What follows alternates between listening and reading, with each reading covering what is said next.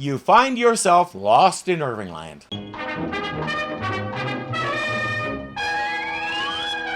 I can't think of a better way to begin this episode than by picking up right where we left off. Will and Penny immediately started arguing over who got to ride it next. Penny said she was the oldest, so she goes first, and Will said she's just a girl, so he goes first. What happened? Where am I? Will? Will, Penny? Can you hear me? Of course we can hear you, Dr. Smith. Smith only dropped about 8 feet. What kind of way is that to get rid of him? And there's a slope so he can climb right out. I think whoever built this trap must have had several parts left over. What's that? What? Where? The thing you have your hand on. What is it? Definitely not humanoid. Oh, thank goodness. That is a bone of an alien monster. By the looks of it, it's been down here for a very long time. And so has something else.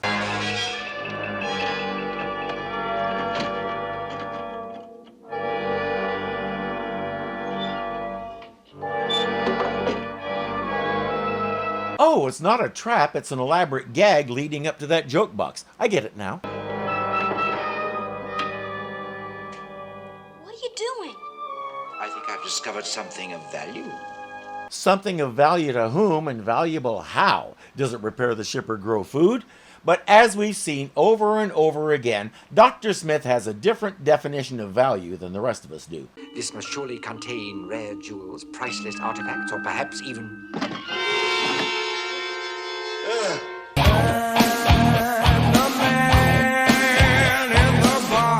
Rare jewels, priceless artifacts, or maybe a robot's head. It won't occur to him that the disembodied head might contain information that could be valuable. If it's not instant gratification, Zachary Smith doesn't have time for it. Good evening. Hey, wait for me. There's what makes it valuable. It'll teach you to talk good. Back at the ship, Don is offering to take Judy for a walk. I have a feeling they'd like to be alone for a bit. Well, just be sure you have her back by midnight. Yes, you do that, and next time I'll let you have the keys to the chariot, fella. Sweet. It's got this fantastic couch that we've been dying to try because it falls.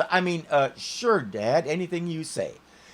In the original unused pilot, we were told Judy was 19. They've been out here for 2 years, so she's 21 and legal for everything. Thing is, if he's been in the military long enough to be a spaceship pilot and all the rest, Don has to have been at least in his mid-20s when they started getting interested in each other. When I did that, my future father-in-law told me I was robbing the cradle. Then again, I had a much bigger pool of human females to try my hand at wooing, and still wound up marrying a 19-year-old, so maybe he was right. But Dr. Smith, I'm telling you... Stop this senseless jabbering, will you deplorable dunderhead! It is absolutely impossible to take a quiet after-dinner constitutional without this clod-like collection of condensers constantly underfoot cackling, warning, warning! More precisely, it's constantly impossible for the robot to keep them safe the way he's programmed to do because Dr. Smith never shuts up and allows the robot to do his job. When he gets that greedy glint in his eye, he won't listen to anybody or anything. Right now, he refuses to believe the head spoke, even though the robot is programmed only to tell what he saw and not to try and make things up the way Dr. Smith is famous for doing. I shall never understand why Will always listens to him over the robot. My sensors indicate the presence of aliens. How many? 4 1/8. 4 1/8 indeed. What a sorry specimen of computerhood you really are. 4 1/8. The disembodied head measures exactly 9 inches. That computes to exactly 1/8 of an alien. It's too bad Don wandered off. He could stuff a sock in Smith's mouth so we could hear the robot's report. Smith naturally pronounces it all stuff and nonsense and heads for bed. One of these days, I'm going to forget all my built-in protective circuits and zap him. Just one zap. I'm sorry. Strike that. I repent. Dude, we're with you. I would have done it a long time ago.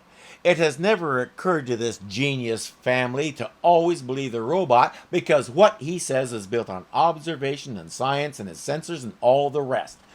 Dr. Smith has a long and ugly history of lying about everything. If someone is a habitual liar, it's a bad idea to believe what he says. You'd think that'd be a no-brainer. But we humans have a long history of listening to the one who makes the most noise, not the one who makes the most sense.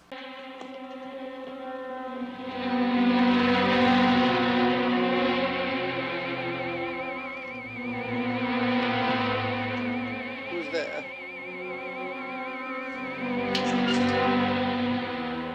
Good evening.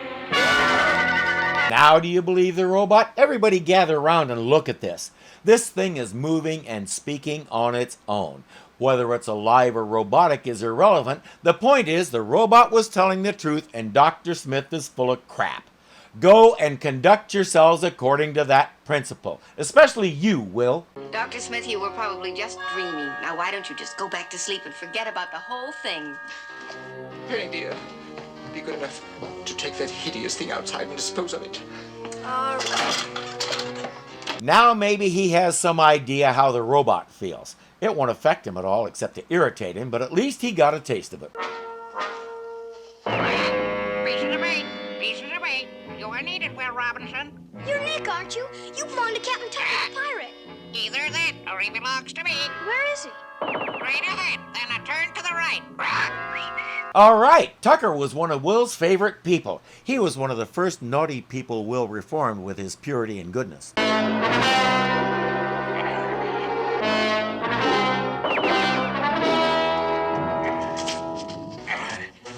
And as he promised Will, he went straight. He decided to become an escape artist. He's got it all down except the part where he escapes.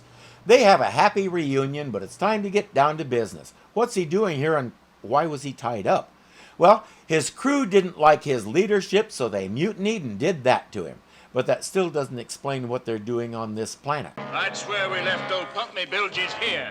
Hey, it were farther up the gully. No, it were right here. Leave it to a blind guppy like you to get lost. That's his crew. He told Will they're evil, but he didn't mention they're also not too bright. Who's calling you a blind guppy? Oh, now, looking for trouble, be ye? Well, He's right. We'll never find old Billy Bones' treasure fighting among ourselves. Billy Bones' treasure. Take a wild guess what Dr. Smith stumbled onto when he pulled that big ring. Everybody knew Tucker was a bit of a scallywag, but he's a likable scallywag. Everyone is delighted to see him. Tucker, what the devil are you doing here? Now, that there'll be a long story, Professor. His crew mutinied and Captain Tucker was marooned here. I'm trying to. Oh, good heavens, Captain Tucker. Well, almost everyone. But he's been welcomed aboard and it's all settled for the night. Professor, ma'am, I'll be bunking in with my old shipmate. You will? Any objections, shipmate? Oh no, none at all, shipmate. Tucker is that lovable rogue who really wouldn't hurt a cockroach if he could find another way. In reality, he's about as dangerous as Hazel. But he does enjoy messing with Dr. Smith. Another reason to like him.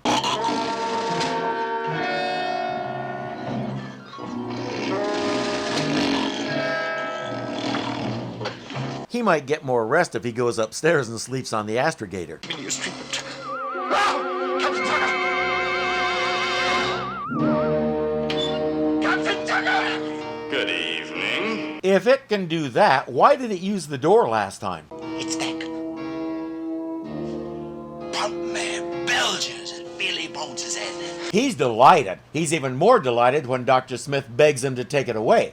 That means he might not have to share anything with Dr. Smith. Foul-weather himself, you treacherous dogs. Now we'll parley, with me holding the upper hand. You can't blame the lads, Foulweather. You promised Billy Bones' treasure. aye, and a chart to where it's buried. Aye, and I'm a man of my word. Say something, you blasted head. As usual, it says good evening. It appears Billy Bones had a two-word vocabulary. So what good is it? Old Billy Bones was too smart to put a chart on paper, so he took a better road. Old Billy Bones did. This here head here is tuned into Billy Bones' personality, in a manner of speaking, so that he'll lead Billy Bones, and no one but Billy Bones, to his treasure. A lot of good that does him. Billy Bones has been dead for years. But Tucker has a plan. Supposing I were to tell you that I have, in the palm of my hand, so to say, a human who matches old Billy Bones' personality, trait by trait, and fault by fault. It ain't likely. Why, there never was a man as treacherous and cowardly and as big a liar and as greedy a glutton as Billy Bones. There be one. I wonder who it could be. That's why it's been following him around. It thinks he's Billy Bones and wants to lead him to his treasure. Good thing Dr. Smith doesn't know that. Good evening. Ah! Stop there at once, you hear? Stop it, you horror! Why must you haunt me? I am attuned to you, Master. That's 6 words. This thing has been holding out on us. I don't think that's a creature at all, Dr. Smith. I think it's some kind of electronic device. Electronic device? Every time it talks, the detectors inside pick up platinum electrode impulses, so it must be. Platinum electrode impulses? Why are you repeating everything I say? Everything you say? It's made of metal. Its eyes are light bulbs. Its jaw has a visible hinge. You think it's something electronic? And when you want to understand something electronic, ask something electronic. A doodlebug.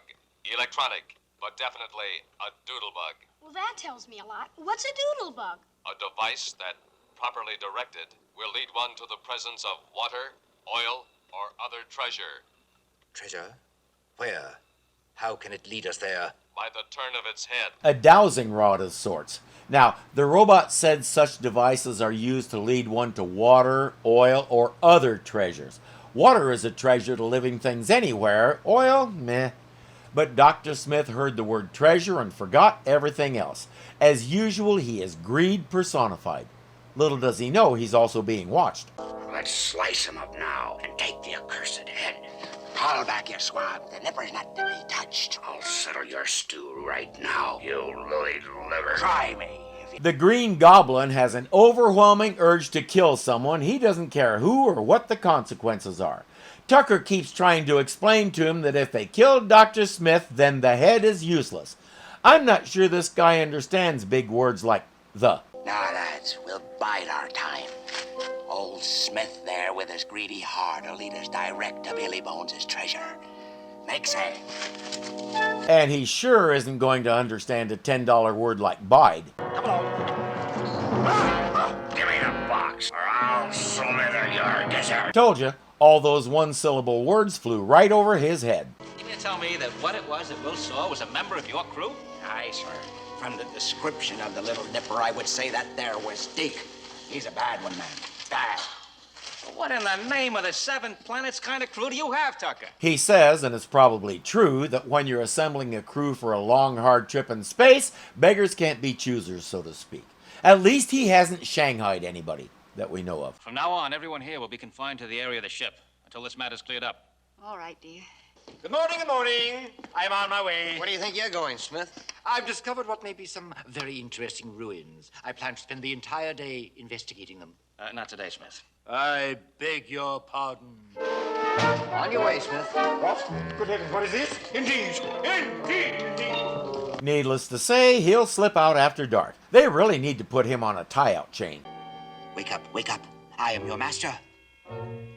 Well, do whatever it is you're supposed to do, you loathsome creature. Do something. I warn you, I'm a very impatient man. What is this? Who are you? What are you doing? No. He was talking about the other loathsome creature.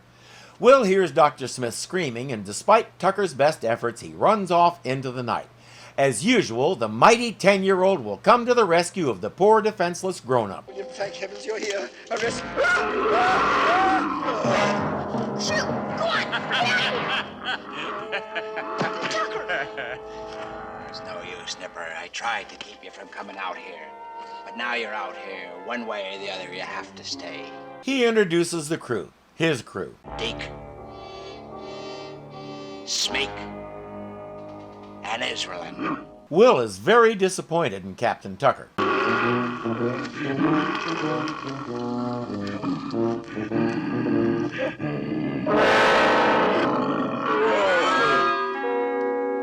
That's the 3rd time he's done that. Maybe get somebody else to wake him up. Somebody that doesn't look like they came out of Roald Dahl's imagination. Come on, Dr. Smith. Wake up, wake up. Go away. Go away. William.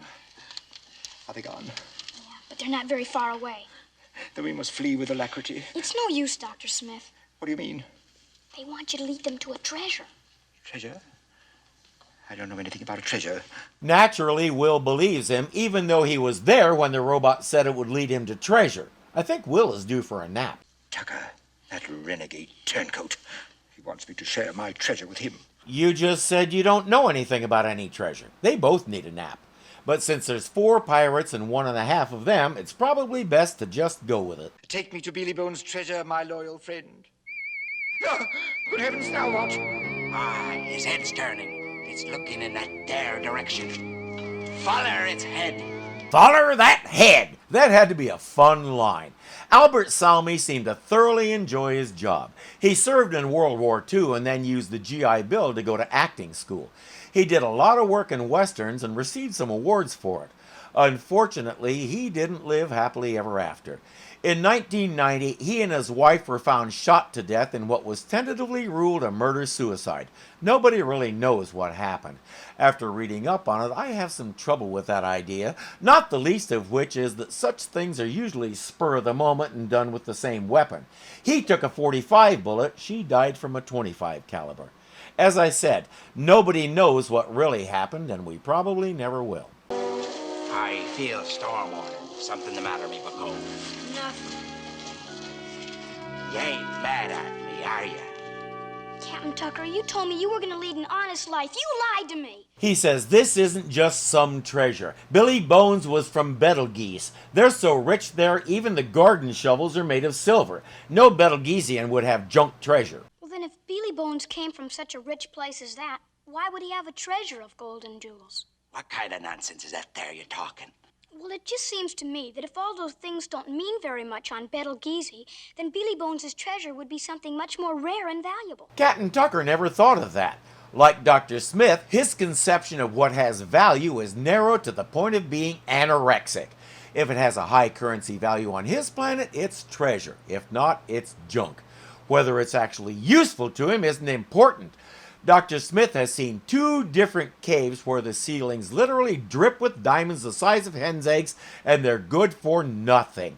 Unless you can use them to power something, shiny rocks don't matter out here. The good news is that head didn't respond to Tucker. That means he's not as far gone as Smith, and Will still has a chance to save him. To that end, he says, "You still lied to me." Shh, I didn't lie. It isn't just the treasure. Me shipmates would slit your gizzard, and Zach's too, if we didn't help them find the treasure. Well, what's going to stop them from slitting our gizzards once they find the treasure? You just let old Captain Tucker worry about that. He's got a feeling that this here odds against us may even up. I get the feeling he didn't know Will and the others were on this planet, but now that he does, he feels a moral obligation to protect them from his friends. I guess the Will Robinson magic only keeps its hold on him when they're in close proximity. Right now, the head has led them to a stone wall. That's Deke's department. He'll knock a hole in it so they can continue.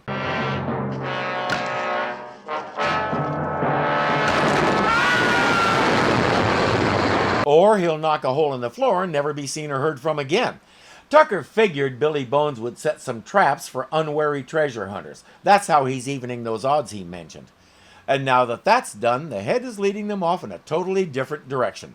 I'd be much more careful from now on if I were you guys. What is it you see out there, me hairy shipmate?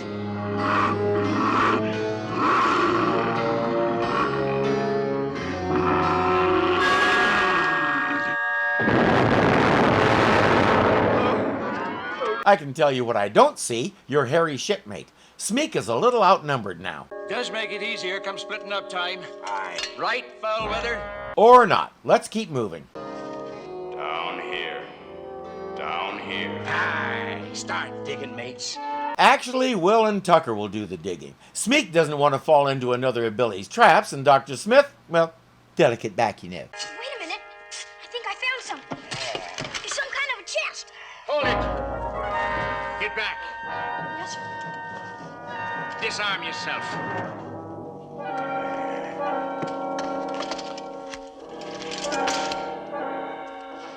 Aye, you yard nipper, get behind me. I smell foul weather ahead. It won't occur to him that there might be one more trap inside the chest. He and Smith are seeing dollar signs or Quatlu signs or whatever Smeek's world uses. So what's in the chest? Tucker, be this some of your humor? This be nothing but pig iron. You tricked us all the way. And why would he do that? How would he do that? When would he do that? It's a good thing John and Don have been out looking for Will, with their laser rifles. Stop your work. It's no use, Professor. He eats lasers for breakfast. Cold steel is all he can stomach. Wait, he can absorb a laser beam, but he can't absorb a sword. I feel like that's important to know. Too bad John doesn't have a sword. You can't run out, Captain. You've got to stay and help. May Bucko, what is it you're doing to an honest pirate? He's keeping you honest, which is clearly something he needs to do every so often. He disarms Smeek and chases him off. Now it's time to send Tucker on his way. But John wants to know how he knew there was going to be trouble when they found the treasure chest. It was something the little nipper said about Betelgeuse.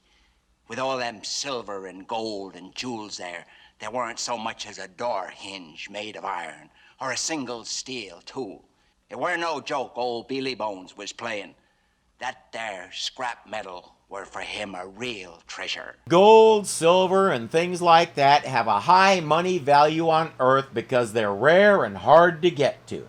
If even your buildings and your table settings are made of those things, how valuable do you suppose that stuff is going to be to those people? What's rare on his planet? Iron, steel, strong metals that you can do things with. Hence, their value on his planet is astronomical. Supply drives value. When I was in my early teens, I went through a short phase of coin collecting.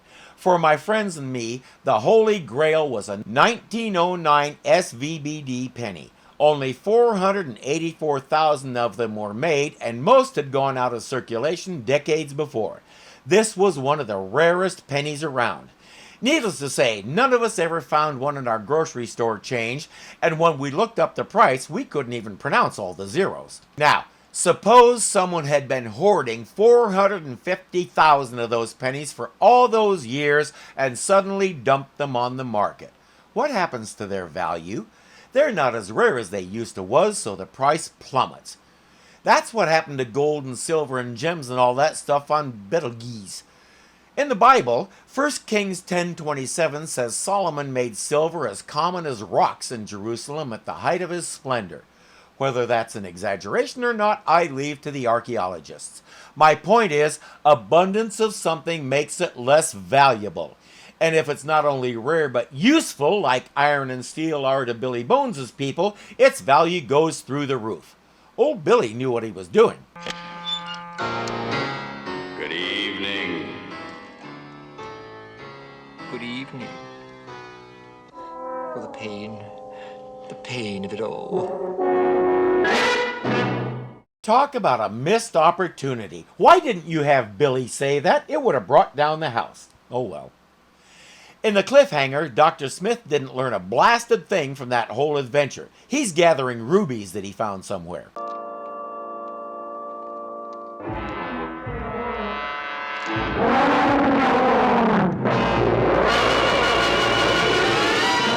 We do like our alien yetis on this show. I think this is the third one. Stay away from me! Help!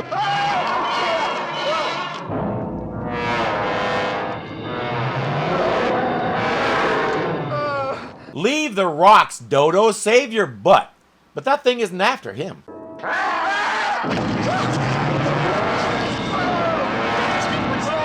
I had a fortune in my hands. I was robbed. As I said, he didn't learn anything at all. He still thinks a bag full of shiny rocks is a fortune, no matter how useless they are.